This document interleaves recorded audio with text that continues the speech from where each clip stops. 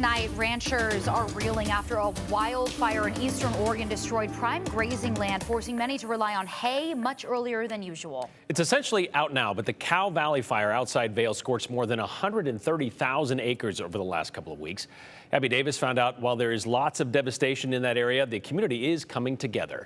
Brian and Morgan, neighbors, friends, and strangers are stepping in, trying to turn a story of loss into one of hope and support.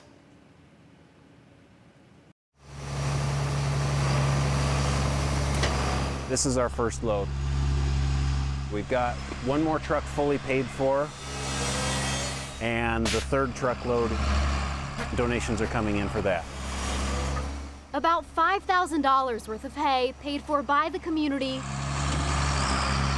and distributed to ranchers by High Desert Hay and Forage in the aftermath of the Cow Valley fire in eastern Oregon. It's been hard to see our neighbors and our friends that have lost everything. We've seen cows get burned up and tons of feed go up. Matt Whitaker with High Desert says the 133,000-acre fire northwest of Vail, now 99% contained, burned many ranchers' livelihoods. They're either having to use range that has not burned that they were stashing for fall feed, or they're down to feeding hay.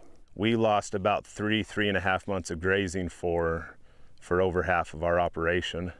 And then on the other side of the hill next to Vail, we've got 100 head lease there, and we'll lose all that grazing for the next 2 or 3 years. Normally, Jeff Roman says this pasture would be empty until fall. All these cattle here have been displaced from the fire. He's making the land work sooner than expected, but says others aren't as fortunate. And to calculate what it's going to cost for a rancher to bring us cattle home right now and to feed them hay that they might have that they could have sold, or other hay that they're going to have to purchase, it's going to take the profit out of what we do.